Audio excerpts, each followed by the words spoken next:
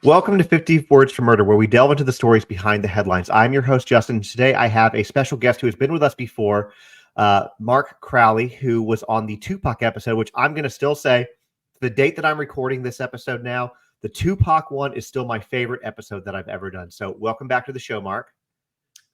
Thanks for having me. Happy to be here. Well, today's topic, because it is December, I figured we should make it a little bit lighter. We are still going to talk about murder, of course, but we're going to talk about one that's maybe not as heavy. And before I get into that, though, I have a shameless plug that I have to do, okay? So for a lot of y'all who may or may not know, I recently wrote a children's book called Boundaries, and you can order it through my Shopify shop or my website, justontiktok.com. I will put a link as well as a discount code in the description of this podcast. But basically, 26% of millennials and Gen Z are no contact with a family member. And this book is to help navigate those conversations with your children when they ask why there might be empty seats at the table or why they don't see people and some of the people in your family. It also then teaches them the importance of having boundaries within that family unit. So if you want to pick up a copy, it's a great book. It is out. And yeah, look in the description. So now that that's out of the way, we're going to be talking about a 5,300-year-old murder that they kind of solved, right? They kind of solved it, or they believe they have an idea. And this is for, and I guess we should put a disclaimer here, Ötzi the Iceman. There are, amongst other, as Mark said, other discrepancies with this. His name pronunciation is one of them, but it's basically to refer to the area of the Alps that he was found. Do you want to add anything to that? Or... I mean, it's a true cold case we got here, Justin. Iceman, okay, yeah, so 5,300 years old.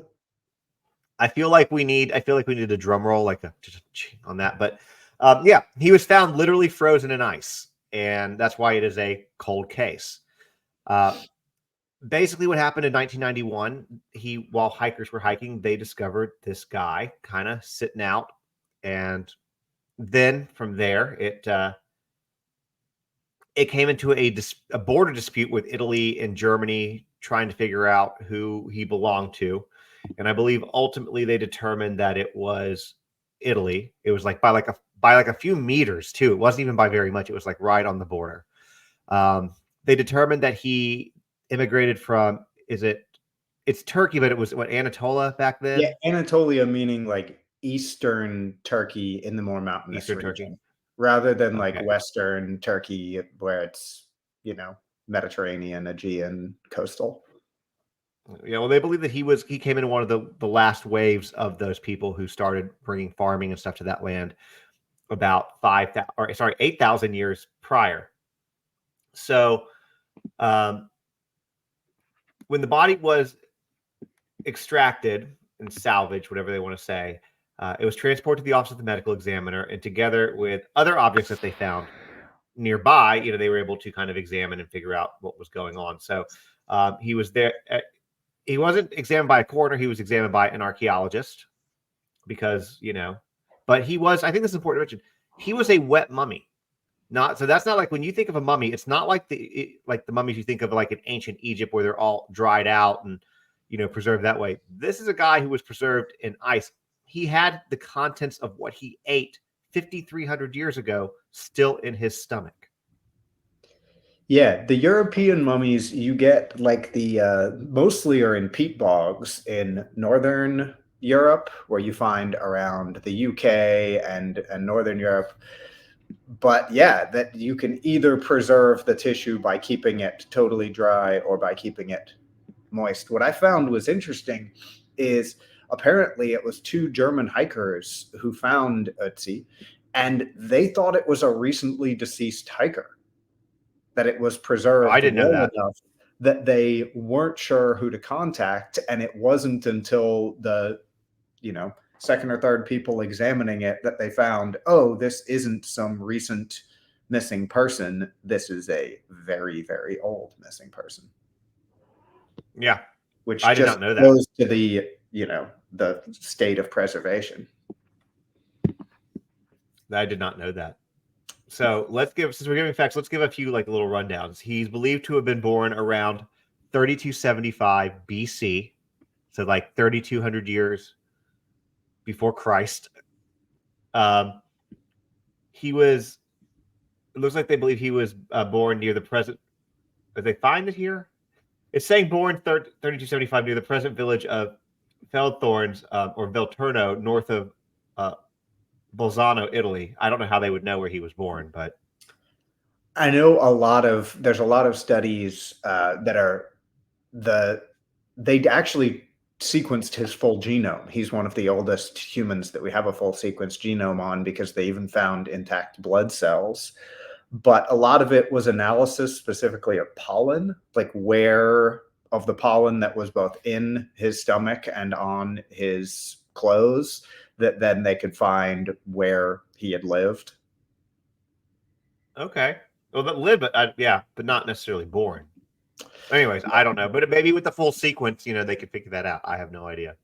Also, a lot of this evidence seems to suggest that this was a pretty isolated, shepherding, herding community in the mountains. So I don't think he probably ever traveled all that far, which, as we'll get to later, makes one thing he was carrying even more interesting. I agree, and I know what you're talking about. Well, and he's believed to have died around the age of 45 in the year 3230 BC. So born in 3275, roughly died in 3230, and it was in the Ötztal Alps, which is how he got his name, and that's on the border between, sorry, I said Germany, Austria, and Italy.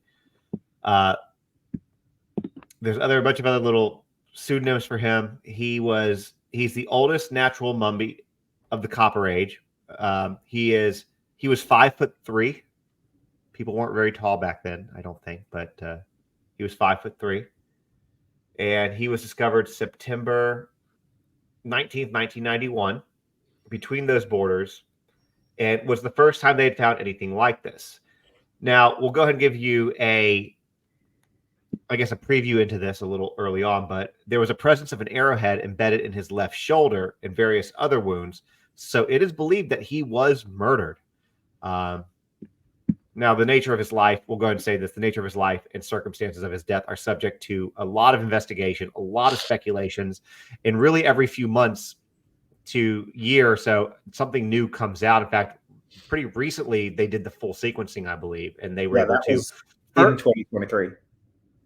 Yeah, so they were initially able to kind of figure out what so you can Google this and see pictures of what he looks like when he was found. He is being preserved in an ice vault, like a frozen vault, but they have made 3D renderings of him so that it's exact, and they can study him without worrying about damaging the mummy itself. But they were also able to, by doing the DNA sequencing, the genome sequencing, they were able to basically create what he looked like. The only thing that they discovered, I think they discovered this year, is that they believe his melanin in his skin was melanin in his skin was darker than what previously believed. That initially they believed that he was probably more fair skin, lighter hair kind of thing, but they figured he's darker skinned with darker hair. So, we always love to put the European look on people of those days, but well, that's also like Jesus. Part of where his heritage was, that they were assuming he was more closely related to Western Europeans of his time, where the genome sequencing proved that he was more of that Anatolian. Sorry, I gotta let this cat out. We have a cat. We have a cat on here, and while he's doing that, so we're not even going to edit that out on this one. We're just, because this one's a lot lighter. It's Christmas coming up, holidays coming up. But anybody, if you happen to be, over in Europe, in Bolzano, South Tyrol, Italy, you can go and see his remains and personal belongings, as that is where they are on exhibit, which I think would be a really. You were just in Italy, right? I mean, just in Italy, as in almost. I feel like it was this year. Oh, I felt like it was last spring. 6 months ago. Okay, well, next time y'all do that, y'all should go here.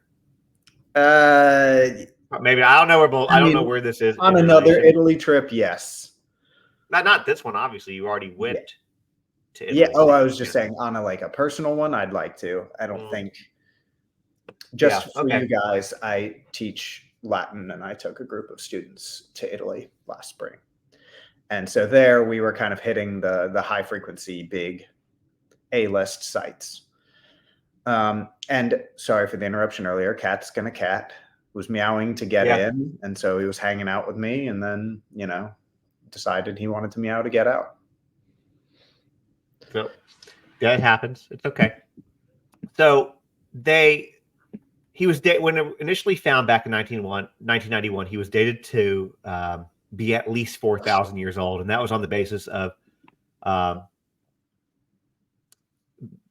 certain items that were found on him, like an axe, for example, was one of the retrieved objects. And we're going to just go ahead and say that axe is foreshadowing for something we're going to talk about later. That axe is actually very important in why they think he was murdered. That's going to be the hint that I give you.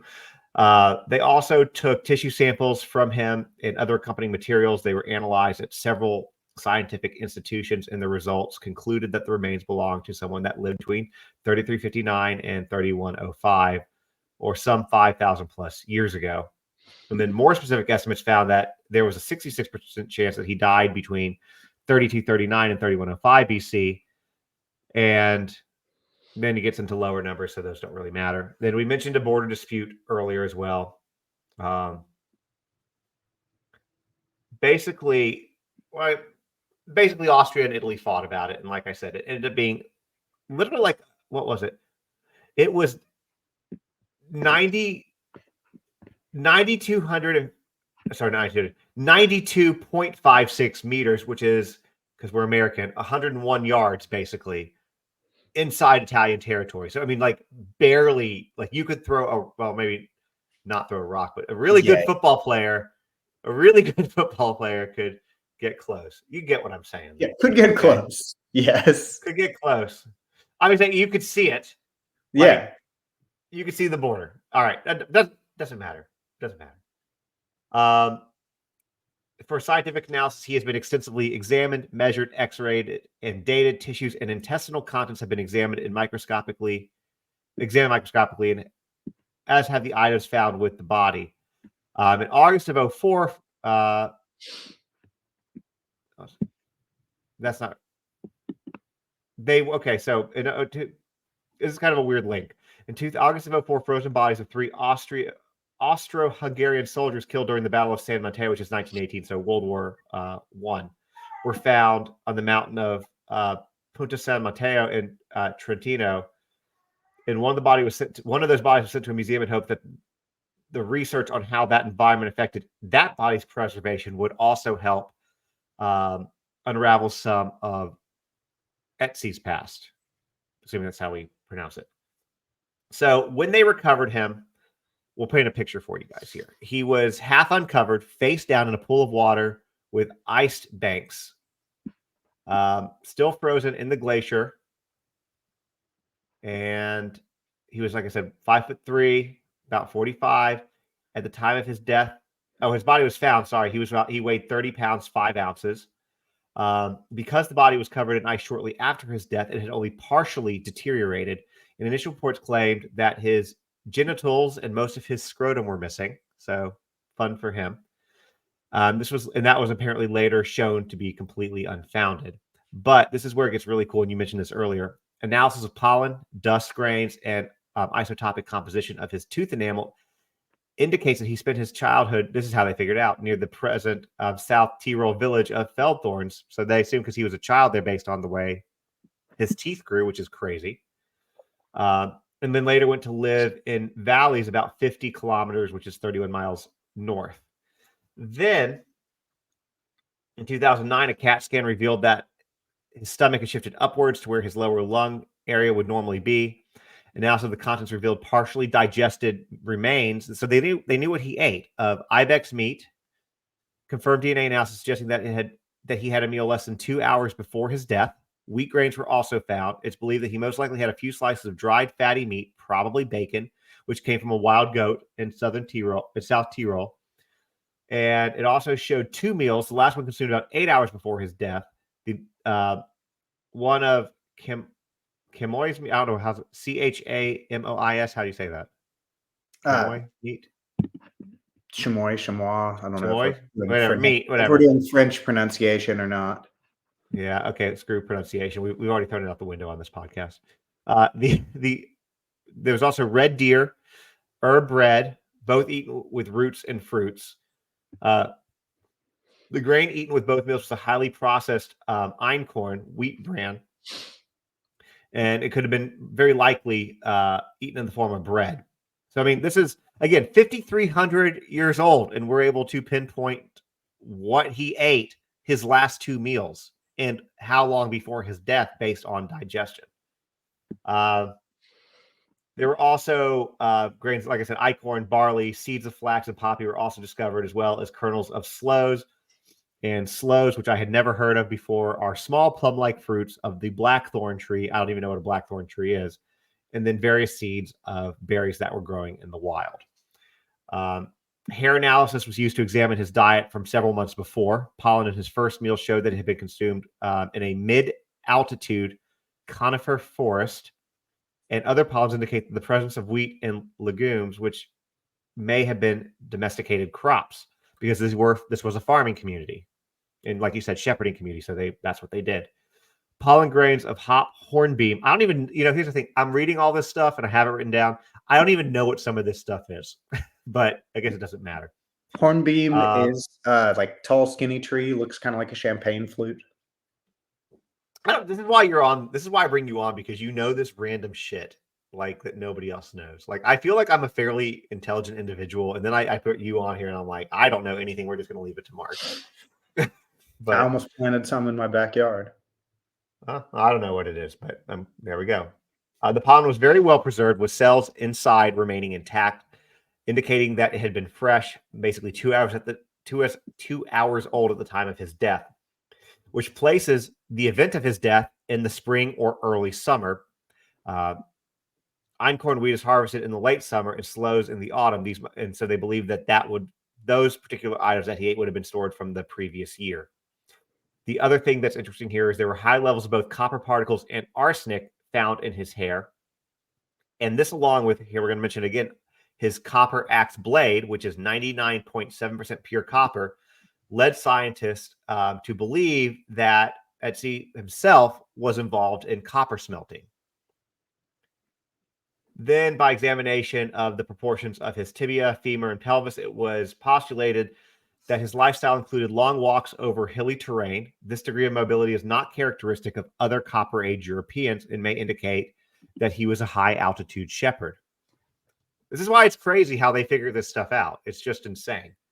Then, using modern 3D scanning technology, a facial reconstruction has been created for him. So, like I said, you can Google it, and it shows him looking old for being only 45 years old, basically. But the Copper Age, that was a tough life back then. I think not even just the Copper, I think anything back then was just a tough life. So at 45, he looked older. He had deep set brown eyes, a beard, furrowed face, and sunken cheeks.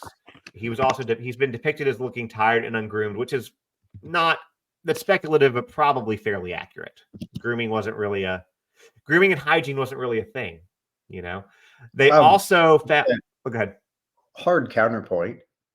Okay, hard counterpoint. Full archaeological record going back to as early as we've got people being people, we have grooming implements. Okay, we do have grooming implements, but Queen Victoria once said, "I'll take a bath once a month, whether I need to or not." Yeah, because that's when people had gone back to being gross. Because when you're queen, you can be as gross as you want to be, but like most humans aren't gross. And when you've got nothing but like 3 possessions, you take a little more pride in yourself. All right, touche. I would counter that, by modern standards, no, but that's what I'm referring grooming to. implements are some of the earliest and most common items found with ancient humans. Well, I get that, but it's still not, like they weren't washing their hands every time they did something. Oh, no. So, okay, yes, I guess judging it by today's standards. If we're getting to, I don't want to just assume that, Awesome. Yeah, we don't want to assume that we have this image of, like the Flintstones-y caveman and, they're all wild and hairy, but even then. People groomed Oh, themselves as necessary. Now we do know that Ötzi was already suffering from male pattern baldness, so may not have had quite as much hair to groom. yeah, that's true. And let's talk. That's a good segue into his health. So he was found with whipworm. Yep. Just so you know, so he had an intestinal parasite. It was also observed during a CT scan or CT scans that he had 3 or 4 of his right ribs had been cracked when he had been lying face down after death, or where ice had possibly crushed his body. One of his fingernails of the 2 found shows 3 bow lines, indicating that he was sick 3 times in the 6 months before he died. The last incident, 2 months before he died, lasted about 2 weeks. It was also found that his epidermis, which is your skin, uh, was missing. The outer layer was missing, and a natural process of mummification in ice, basically.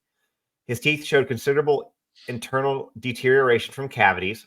His oral pathologies may have been brought on by his grain-heavy, high-carb diet. And then DNA analysis in February of 2012 revealed that he was lactose intolerant, supporting the theory that lactose intolerance was still common at that time, despite the increasing spread of agriculture and dairying. His lungs were also examined endoscopically and were found to be blackened by soot, most likely due to his frequent proximity to open fires for warmth and cooking. Then, for his skeletal details, or his body itself, he had a total of 61 tattoos consisting of 19 groups of black lines ranging from 1 to 3 millimeters in width and 7 to 40 millimeters in length. These include groups of parallel lines running um, along the longitudinal axis of his body and to both sides of his lumbar spine, as well as a cruciform mark behind the right knee and on the right ankle. I mean, again, this is crazy. This is how well he was preserved, guys, that they were able to determine all of this. And then parallel lines around his left wrist. The greatest concentration of markings is found on his legs, which together it showed 12 groups of lines. And then a microscopic examination of samples collected from these tattoos revealed that they were created from pigment manufactured out of fireplace ash or soot. So that's how they did I'm using air quotes here, ink. The pigment was then rubbed into. Sorry, what? I was saying the tattoos, that was arguably the most interesting thing to me, that these weren't either how we think of tattoos or why we think of tattoos. That what the anthropologists who've examined him seem to have concluded is these are all along certain areas of the body that are focused in both ancient through modern acupuncture and in modern treatment of arthritis, that they think that these lines were all a treatment for arthritis. That again, if it's somebody who's a shepherd is walking constantly without, he's not walking around in some nice Nikes and Dr. Scholl's insoles. But they found that how they did it too was cutting lines into the skin and then rubbing the soot in, where we think of injecting ink with a needle. And so this must have been some kind of early treatment for pain management. And there's also And he some was. on the stomach that they think are connected to this whipworm he had, that if he was having stomach pain, but if it's focused around joints and It also shows that he was repeatedly tattooed in some of the same locations, which would yeah. indicate. I did not know that. I was kind of wondering if maybe it was for something like that, but it's interesting because I think that it's probably safe to assume that, especially given the fact that there was repeated treatments on certain areas. And if you have something that's chronic, like arthritis or pain, then it would make sense they would continue to treat the same area. And so it's early medicine, early treatment. Oh yeah, I mean, it's fascinating to me as a classicist that we like to I don't know, primitize these early people, where people are people, and people suffering from chronic pain were going to find any way they could to deal with it. And some of these, natural or homeopathic treatments are older than we think about. What I think is really cool too, going back to what you said, how you said it mimics like acupuncture, acupressure. Ötzi lived 2,000 years before the first known use of acupuncture in China. Yeah. 2,000 years. That's insane, right? And it's And then comparable, oddly, to some of the mummies that we found in Egypt, where tattooing is one of the earliest things humans did to their bodies for decoration. Piercings and tattooings are nothing new. But it's fascinating. Some of the things you find, I remember, learning that back in the day that even like the Incas were doing primitive brain surgery by the time that, it's colonists get there and or not colonists, but, colonizers and imperialists. that's insane. I mean, it's crazy. It's That absolutely crazy. So I Yeah, with copper tools. And speaking of just what we're talking about copper for dating, the Copper Age is this kind of narrow band that's really a transition period from the late Neolithic age, kind of the latest part of the Stone Age, before we get into the Bronze Age. And we're thinking Bronze Age, we're talking Mycenaean Greece, where it's like Trojan War is kind of, if that helps kind of date what we mean by Bronze Age. And because bronze is an alloy of copper and tin, it's when people started working with copper that then they ended up making alloys of bronze, and bronze was a harder, stronger, more usable metal for practical purposes and tools and weapons. So we're talking early human history here. I mean, this is, if we're thinking Ötzi, this is before the pyramids, before Stonehenge. Oh, I like that you're doing. Put it into perspective. I think it's almost unfathomable how long ago it was. Yeah, this is true prehistory, which makes it fascinating to get into the minutia of knowing, okay, we know the last meals this man ate. We know height and weight, short king at 5'3", 110. We know exactly what he had, and some of his items, like he was working on making a longbow, the arrows were crafted, the quiver was there, and the bowstring was ready, but he was found with a not fully shaped and fashioned longbow. We know this would have been a project he was working on. We know, oh my God. It's okay, guys. The That's cat is gonna giving count, its man. insights. They want to be in and they want to be out. It's fine. This is a lighter episode, Sorry. so we're okay with it. Yeah, but we can even know, genetic history of this man, and where they one of the 2023 study was talking about how he would have been genetically predisposed to type 2 diabetes and heart Yep. disease, but because of diet and lifestyle, he wasn't suffering from those. But we can say this was, a man who lived a hard life, taking care of his flock, most likely in pain, and was seeking and receiving regular treatment for it, that was sick multiple times in the 6 months before he died. Teeth were all busted with cavities. One of the things I thought was really interesting was there's a whole debate about his shoes, that he had these shoes that were two different kinds of leather, like thicker, harder, or tougher leather on the bottom and softer leather on the top, with almost like a built-in sock of grass. And there's actually one Italian company that was trying to purchase the rights to recreate and sell similar ones. They look kind of like Ugg boots. But then there's an argument of whether these were actually shoes or whether they were the snowshoes, that what some people thought was a backpack, where it was like a wicker frame and some skin, some animal skin, that later archaeologists were arguing that this maybe was not a backpack at all, but this would have been a wicker frame to attach to the shoes as snowshoes. Interesting. And then Well, this, skin could have been some kind of a like head or face covering. well, let's circle back. I want to circle back to the shoes in a minute. So let's talk. We're going to talk about it. We're going to talk about his clothes and shoes. Okay. Because I think that all of this stuff is very interesting, because again, it's You didn't have mass production. You didn't. So, we know how like Native Americans did things. We know how Vikings did things, but this is thousands of years before them. So I find that fascinating. So he wore a cloak made of woven grass, cloak, and a coat, a belt, a pair of leggings, and loincloth, and shoes, all made of leather of different skins, like you said, animal skins. He wore a bearskin cap and a leather chin strap. The shoes were waterproof and wide, seemingly designed for walking across the snow, as you said. They were constructed using bear skin for the soles, deer hide for the top panels, and a netting made of tree bark. Soft grass, like you said, went around the foot and in the shoe and functioned almost like modern day socks. The coat, belt, leggings, and loincloth were constructed of vertical strips of leather sewn together with sinew.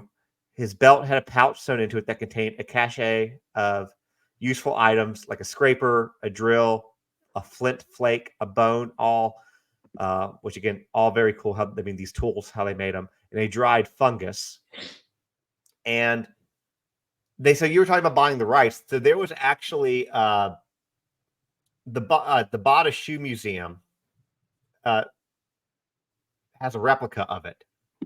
And basically, they took his shoes. A Czech academic reproduced them, and he said that because the shoes are actually quite complex, this particular academic, who I guess does his specialty is shoes, I guess, is convinced that even 5,300 years ago, people had the equivalent of a cobbler who made shoes for other people. And the reproductions were found to constitute excellent footwear, that it was reported, like you said, the Czech company offered to purchase the rights to sell them. However, a more recent hypothesis by a British archaeologist is that the shoes were actually the upper part of snowshoes, like you said, and that the item is being interpreted as part of a backpack is actually the wood frame netting. So that's what you were saying. Yeah. And I mean, again, reminding that the specialization of labor goes back to even before we think of as, civilized society with like permanent agricultural societies. Even in a small semi-nomadic community, you would still have the person who makes the good shoes, the person who makes the good tools, because if everybody tries to make everything for themselves, that's all, you doing that project for the first time versus the one person. That this is, again, pretty complex, well constructed gear. Yeah. And by the way, we are going to get into the details of the murder, but I feel like it's very important to have this background because it's very interesting. Again, you're looking at the details, the evidence, if you will, from 5,300 years ago, and it's vast, which is really, I think, fascinating. And going to what you said a second ago, yeah, bartering and trading and buying, that's older than written history, and we don't know this. This is just me being very speculative, but like, obviously it's believed that Ötzi was a coppersmith, at least whether it was full-time part. I mean, he believes he was a chef, but also dabbled with coppersmithing. So you don't know. Maybe he traded somebody, some copper work for shoes. You just don't know, because that's what they would do. If you didn't have money, you would take the skills that you have and you would trade it for the skills that somebody else had. And that's just what you did. The leather loincloth and hide coat were made from sheepskin, and they were able to even use genetic analysis on his clothing, which is, again, it's just crazy. And it showed that the sheep species was nearer to modern domestic European sheep than to wild sheep, which I guess would probably indicate shepherding and probably his own sheep, maybe. The items were made from the skins of at least 4 animals. Part of the coat was made from domesticated goat belonging to a mitochondrial haplogroup, which is a common female ancestor, I guess, of the goat that inhabits Central Europe today. The coat was made of several animals from 2 different species and was stitched together using hides. The leggings were made from domesticated goat leather. A similar set of 5,000-year-old leggings was discovered in Switzerland that were also made from goat leather. His shoelaces were made from the European genetic population of cattle. The quiver was made from wild roe deer. The fur hat was made from a brown bear which lives in the region today. And basically, according to the writing in the Journal of Scientific Reports, researchers from Ireland and Italy reported that their analysis of his clothing's mitochondrial DNA was extracted from 9 fragments from 6 of his garments, including the loincloth and fur cap. Now, I'll tell you what, I know I've been talking about, I know you know about the tools. Do you want to talk about what they found on him? After your garage door? Yeah, We'll put a break here real quick. What are you talking about? Do what? Equipment? Yeah, so we'll probably put a break right here to get rid of that. Yeah, so basically what they found on him, which is they found. Well, hold on, I'm gonna wait for that done, and I'm gonna edit this part out. Yeah, that's back. I see. All right, here. Yeah. Hold on. While I'm at it, let me actually blow my nose. All right, when you're back, I'll.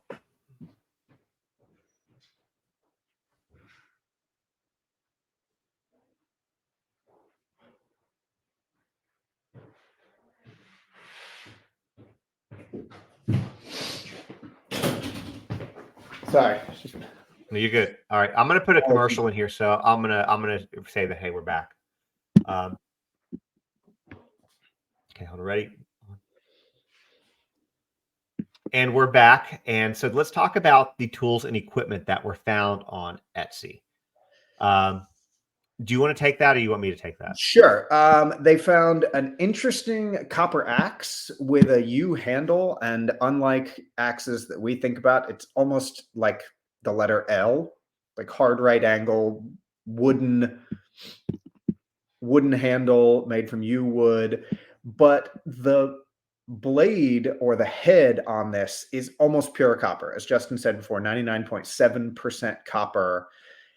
And this is about the head is about 4 inches long, really kind of narrow. Again, visualize capital L. But what's interesting is the copper in the axe came from southern Tuscany. And if we're pushing 250 or more miles south. I mean, southern Tuscany, if we're talking right up on the border with Austria and Italy, up in the Alps, and southern Tuscany being, Florence or below, I mean, that's 200 to 300 miles south. And if this is, again, somebody that all evidence indicates lived a pretty isolated lifestyle up in the mountains, and they saw that based on genetic markers, not similar to other Italians and more closely connected to the Anatolian immigrants. So it seems that he probably didn't go very far. So it makes it a very interesting case of where did this axe come from? Either where did he get the copper to make this axe, or where did he get the axe? Also had a knife, a quiver of arrows, a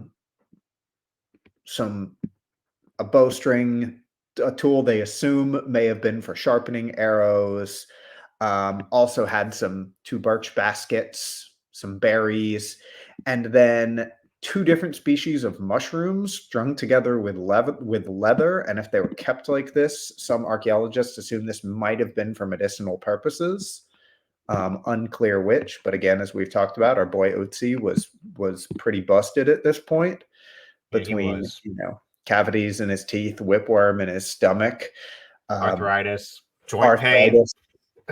3 major illnesses in the last 6 months, and as we'll get to later, some pretty recent wounds. So that's foreshadowing. And to add to what you said, so they found the dagger, they found an inscraper as well, small flake, arrowhead. I guess it says arrowhead 14 and arrowhead 12, and a borer. They also, the quiver had 14 arrows with them. Viburnum and dogwood shafts. 2 of the arrows which were broken were tipped with flint and had let's call it fletching, but stabilizing fins, while the other 12 were unfinished and untipped, indicating what you said earlier, perhaps a project that he was working on.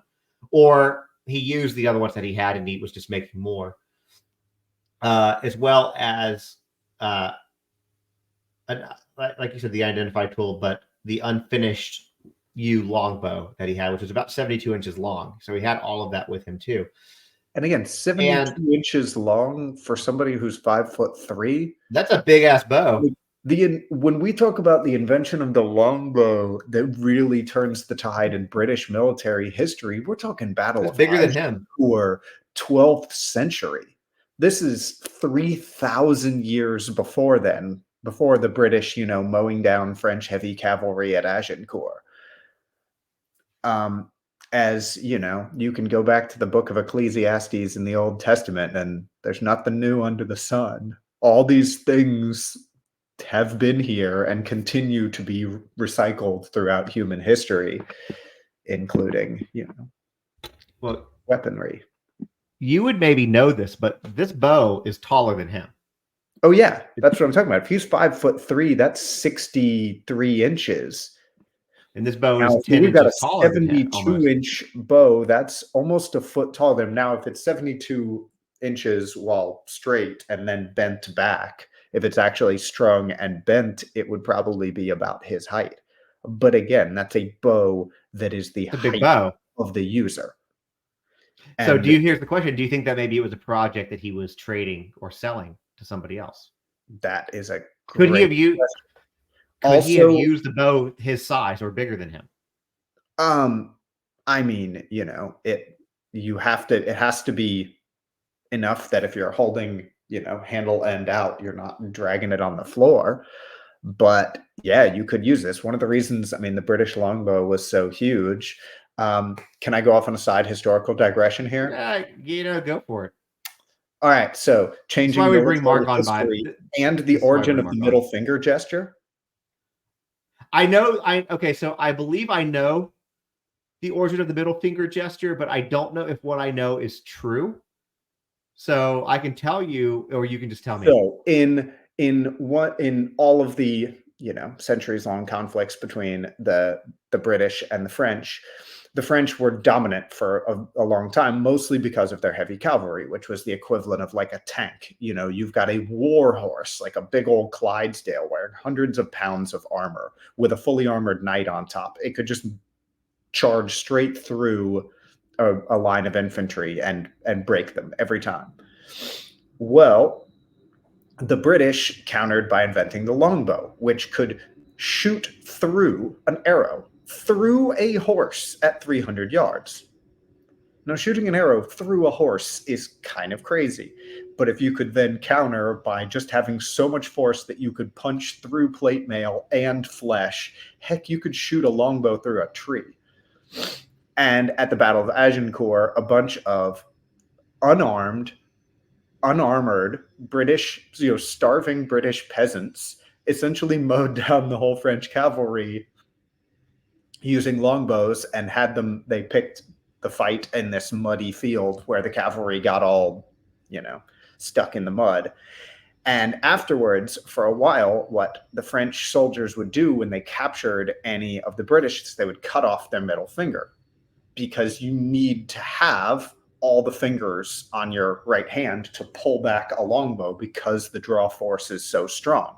And they found you could not do that without a middle finger. The rest of the fingers in the hand weren't enough to do it.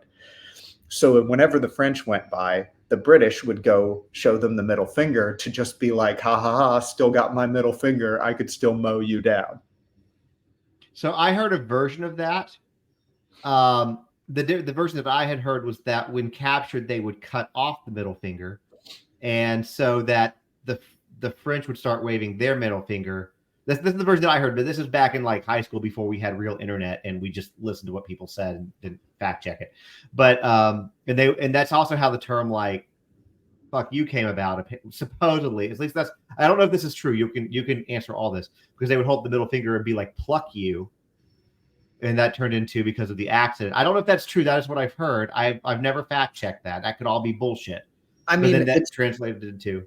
It's the same thing, but it comes back to either like, ha ha ha, I still have my middle fingers and you don't. But the reason they were cutting off those middle fingers was because of the longbow. because a minimally trained person, where the amount of training that went into being a knight was, a lifetime. And then all the wealth and resources that go into owning a horse, owning the armor, owning the weapons, being trained in riding and fighting on horseback, where you could just hand a random peasant a longbow and, give them a couple weeks to train, and they could be brutally efficient in combat. But you need middle finger on your right hand. Well, that's much. I don't know if the pluck you thing, but with their outrageous French accents, they might have, that was Monty Python reference, by the way. And anyways, all right. Well, Yeah, let's side take a quick digression. break. You can cut it out if you don't like it. Do what? You can cut the digression if you don't like it. I'm going to keep it. All right. But let's take a break, though, and we'll come back and talk about the murder. Ooh.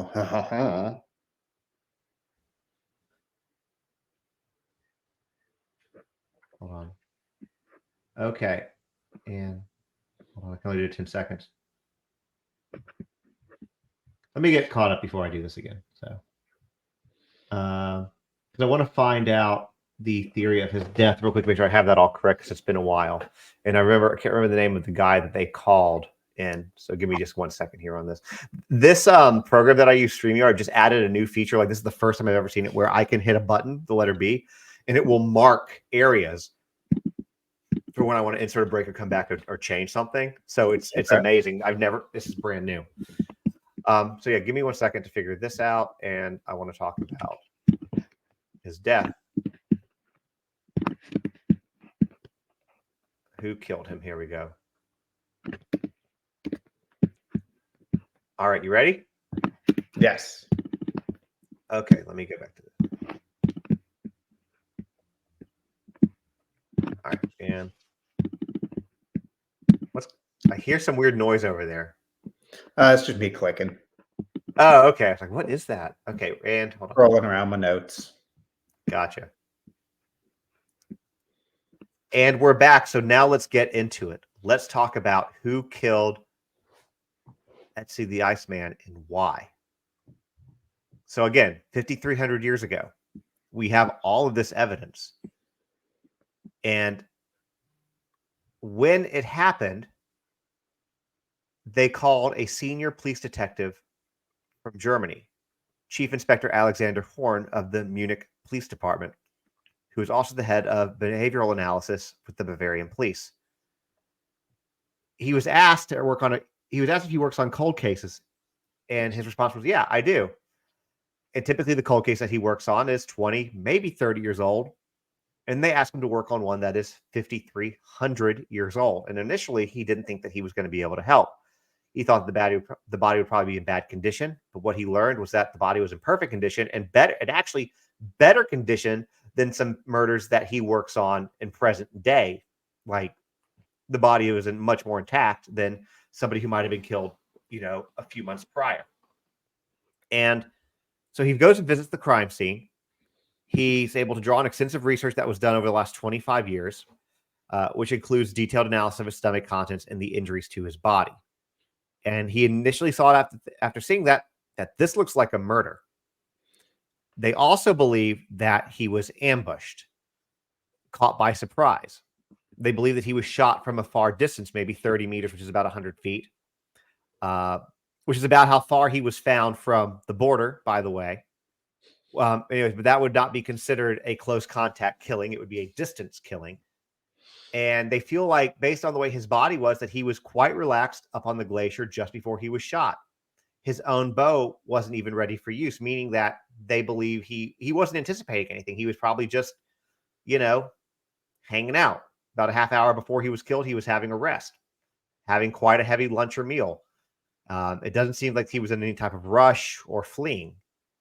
And then another crucial clue came from an injury on his right hand, a wound that he had received 1 to 2 days before his death, probably during a fight.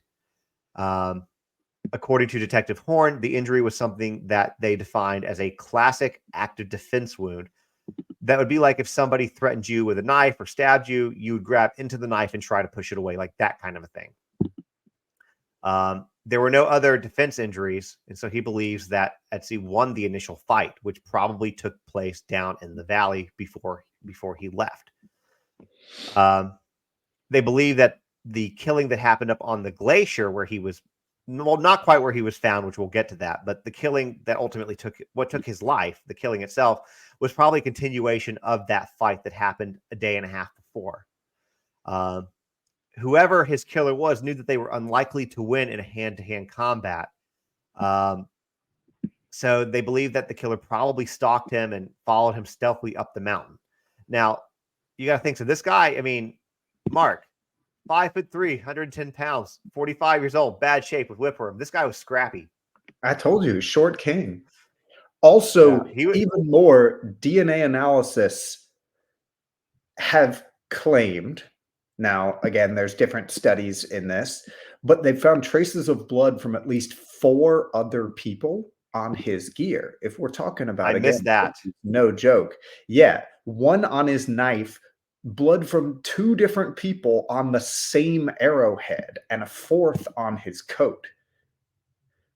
So this is somebody who, now we can argue with how a knife may not have been used in a killing. This could have been used in somebody else is using a knife and, cuts themselves, or even, any number of things. But 2 different people's blood on the same arrowhead. That means shot, successfully removed, which you don't take an arrow back out of somebody who didn't stay down, then shot into a second person and removed again. And what the blood on the coat is kind of interesting. Would this have been, it was over by the shoulder. So is this like he was carrying somebody else on a shoulder? This almost, to me, seems like there was some kind of, maybe this wasn't just he killed somebody, like a single kind of blood feud where he shoots somebody, then their brother, neighbor, cousin, friend comes and follows him and gets him back. But I wonder if this could have been kind of early, tribal conflict, maybe even bordering on war, if he's got 4 different people's blood on him. And they're sure it's blood, it's human blood, not animal. I missed this, so I didn't see this. I mean, again, what I found was DNA analysis taken in 2003, which is earlier than, all the full sequencing was 2023, and that seems to be the most comprehensive with the best technology. But 4 other humans, traces of blood from 4 other humans on his gear. Well, I think I missed that, so I'm going to need to read up on that just for my own edification. But that's fascinating. The Cambridge World History of Violence cited it as an evidence of prehistoric warfare, the 2020 edition of the Cambridge World History of Violence.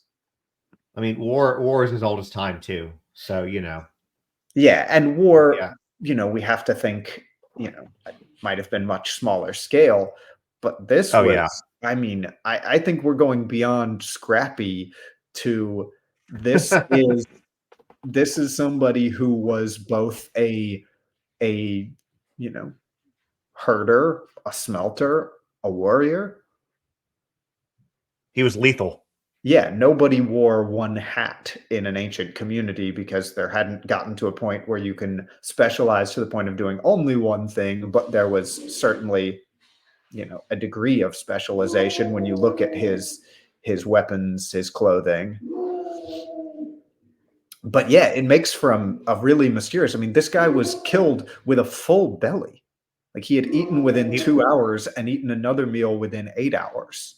This was not somebody who was lost on a mountain and died from exposure. And by the way, just for everybody who's listening in the background, if you can hear that, nobody is getting murdered at Mark's house. He has a beautiful bloodhound named Manny who likes to talk. Yes. So I heard a truck. Nobody's getting murdered. That's either the mail truck or the garbage truck. And either to let them know. Either way. Yeah, no murder. Letting them know. No murder. So the area, going back to where he was found, the glacier that he was found on, it's a very remote area and not a place you're just going to, run into somebody on, happenstance, right? You're not gonna be like, oh, two people passing. It's very, very unlikely. Yeah. So then that leads to the question, who was the offender and what were his motives? And I think this is where we get real interesting. This is where all that foreshadowing to the axe comes back. Okay. Something like a copper blade axe and some of the other gear that he had. I mean, again, you couldn't go to the store and just buy things. If you were going to make something, it took a lot of time to do.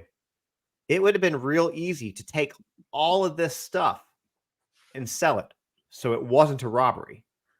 Because if it was, all of this stuff would have been taken. So it's speculated that it was probably due to some strong, like personal emotion, like hate or jealousy or revenge, something like that. Obviously, they can't tell you which one it was. Yeah. Even in But war, you would loot the enemy. I mean, you yeah, go back to the Iliad. exactly. That's the classic thing. They Even in modern the war, you loot enemy's the enemy. weapons and armor. Yeah, even in modern 20th and 21st century war, you loot the enemy. So, they definitely would have back then when things were actually, really difficult to get. And if he's got Um, some real nice shoes and gear, yeah, and a real nice axe, yeah. 99% copper, almost 100% copper.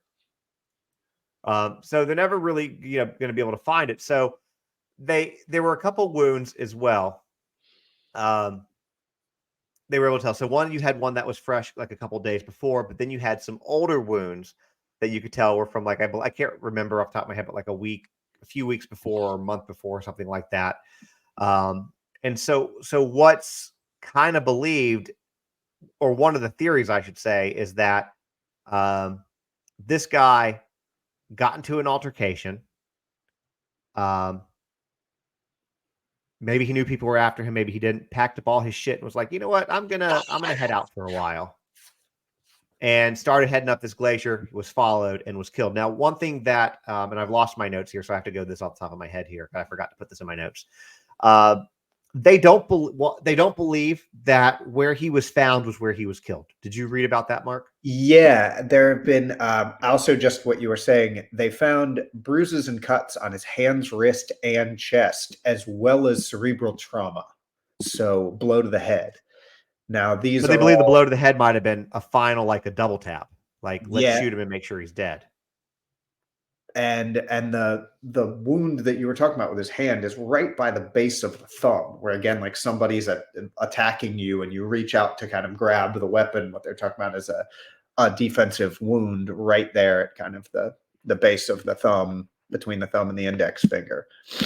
But yeah, there's some debate, because some people think he died at a lower altitude than he was found at and was buried at a higher altitude. There's a spot above him where he was found that has been interpreted as a stone burial mound, but Huh. other people, especially later anthropologists, have said that this doesn't necessarily mean that that was there. A pile of rocks isn't always a burial mound. And Sometimes there it's just a was pile of an rocks. argument. Yeah, sometimes it's just a pile of rocks, and up in the mountains, rocks pile up because you get rock slides and things. But one person's idea was that maybe the body was brought up to this higher point in the mountains for kind of ceremonial burial purposes, and then it was moved with each thaw cycle, where again, the ice would thaw and there would be rains and sliding and slipping in the spring, and then it would refreeze again. But later, Klaus Ogel of the University of Innsbruck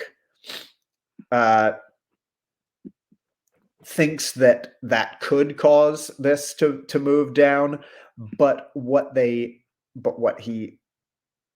and Albert Zink, later biological anthropologist, argue was that the body didn't really show evidence of if it was getting dragged in rock slides and thaws. There would be all kinds of There'd be evidence of that. Evidence of that. And they also found that there are intact blood clots in the arrow wound. So again, you've got an arrowhead in there and partially sticking out. That would keep getting moved around and jostled. So I think that theory, the evidence and analysis would make that look less likely. Either way, it's a violent death. There was an early theory that this was some kind of ceremonial, ritualistic sacrifice killing because of similar men found in bogs in the UK. But again, that doesn't, I think that's people kind of bringing their own theory to the party more than just following the evidence. Yeah, It seems from what I've read that this body hasn't moved very much because of how intact the skin is and the wounds are. And it would have had to have stayed frozen for the vast majority of the time for that to happen as well. Otherwise, it would have deteriorated significantly more. Yeah. So, yeah, it would be in way worse condition if it thawed and refroze multiple times. So, when we come back, we'll talk about a little bit more in depth on his death and how it was violent, and then the theory, and then we'll wrap it up. Sorry, my allergies have been getting me today. You're good. I'm trying to put little commercial breaks, and I've been bad about doing that in the past. So it makes it harder for me to find stuff, and then I can't advertise. All right, so when we come back, get them doll hairs. Let's get them doll hairs. Exactly. Sell some books. I've pre-ordered. I've sold 27 copies so far, just on like TikTok Live. So I think it's going to be successful. All right, I'm going to go ahead and bring us back. Do it. All right, and we are back. So let's get into the nitty-gritty of how he died and how it was a violent death. So in 2001, when they did x-rays and CT scans, they revealed that he had an arrowhead lodged in his left shoulder when he died. There was also a matching small tear on his coat.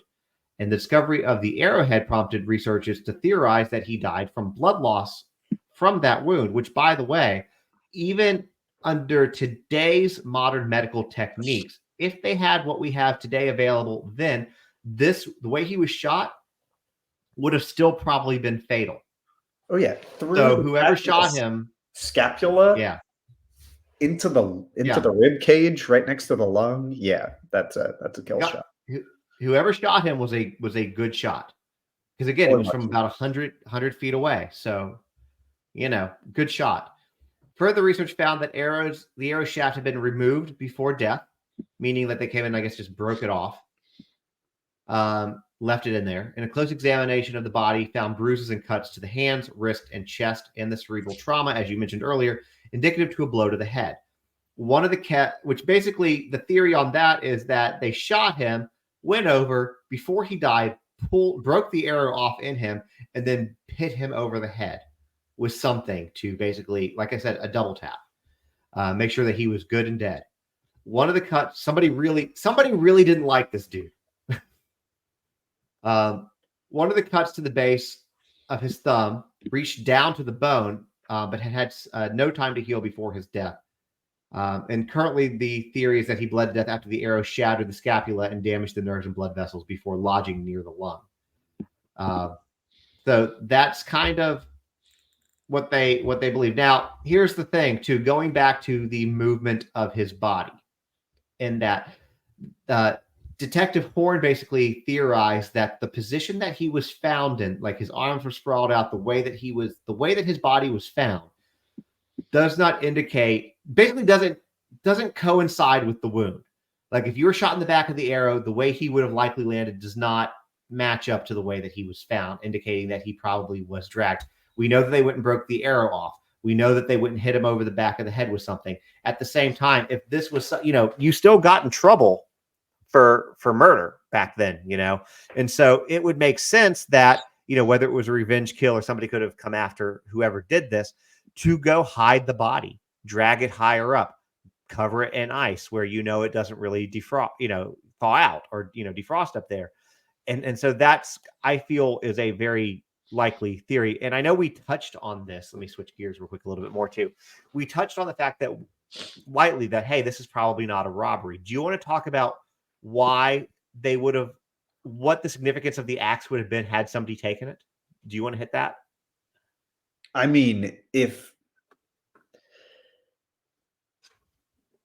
this was a recognizable weapon, the question is this unique among, axes in the area, which is a question we can't really answer so clearly because we have such little evidence from literal prehistory. But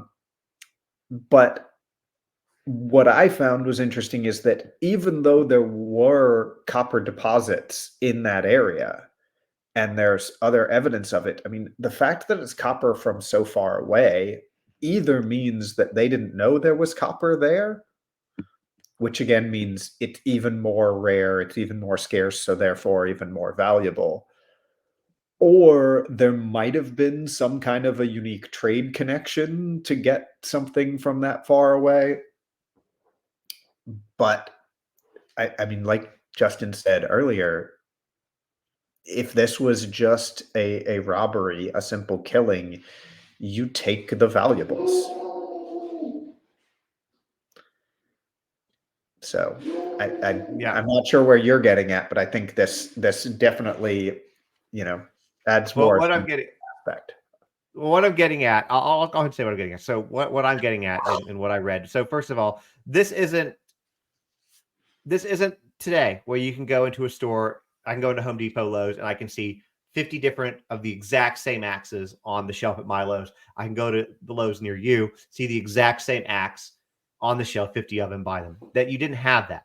So in a small village, you probably only had a handful, if not one or two people that would have the skill set to be able to forge an axe. On top of that, all of these were individually and handmade. And if it and something like an axe is going to be a prized possession for the holder of it, because again, they own a handful of things, right? So if somebody's walking around the village with an axe, somebody's like, that looks like Ötzi's axe. Again, nobody's getting murdered over at Mark's house, guys. Yeah. Ötzi's axe. Somebody's gonna be like, well, what the hell happened to Ötzi? How do you have his axe? Indicating that you were the person that killed him. Because Okay. again, there would not have been many people having it. And I don't know if the shape to the axe was unique for the time period or unique to him. It is a strange, when you think of an axe, it's not what you think of by today's standards.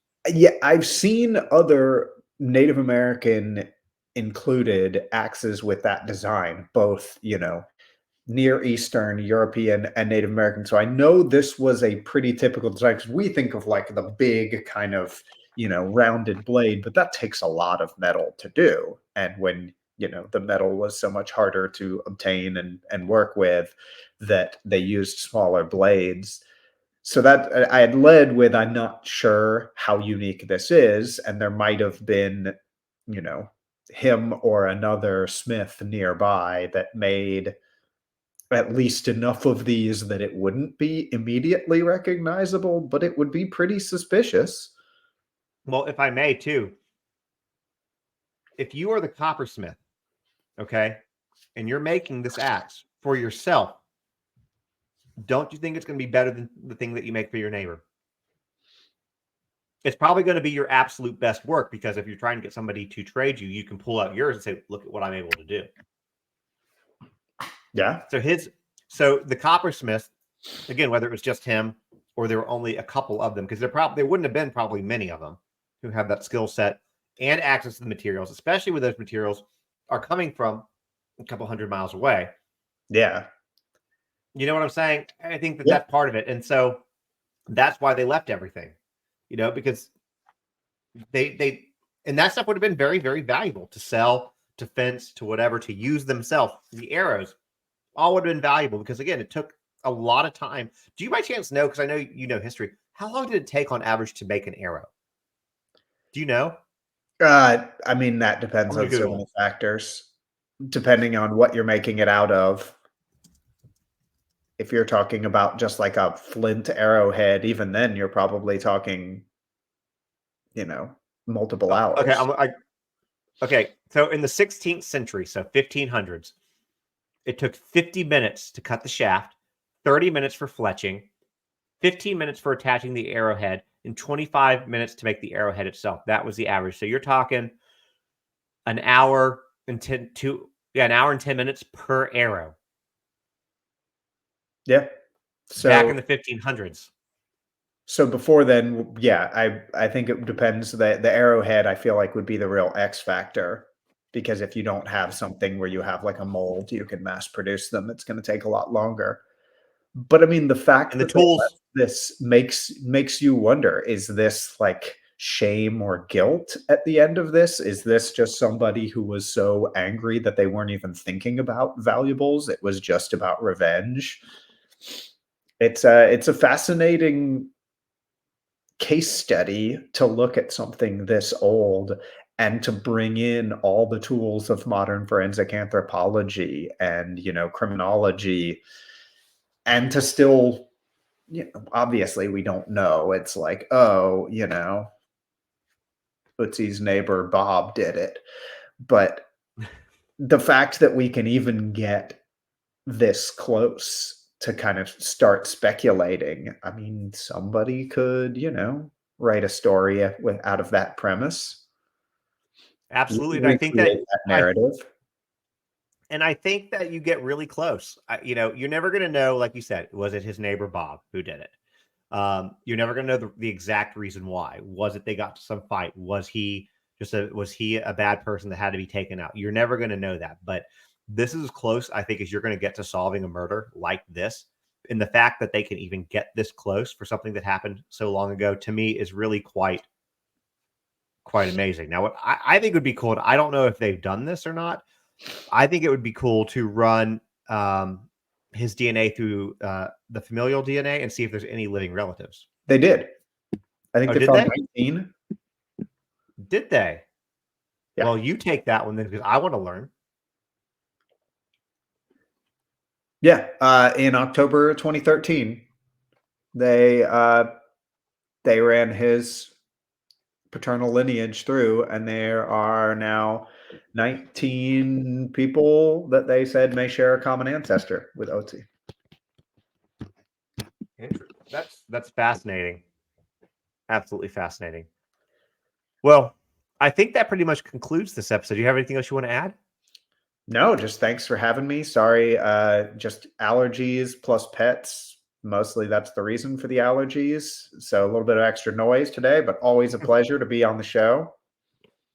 I like having you on the show, and you guys can see why Mark is just a wealth of knowledge, and he's kind of fun to have on this thing. So this will probably not be the last time that he does this and with us, but I appreciate you coming on to talk about this. And for everybody else who's listening, one, buy my book, but two, which you can link in the bio, but have, a great Christmas, Hanukkah, Kwanzaa, Festivus for the rest of us, whatever you guys celebrate, have a great season, stay safe. And we will see you guys next month for the January 1st episode.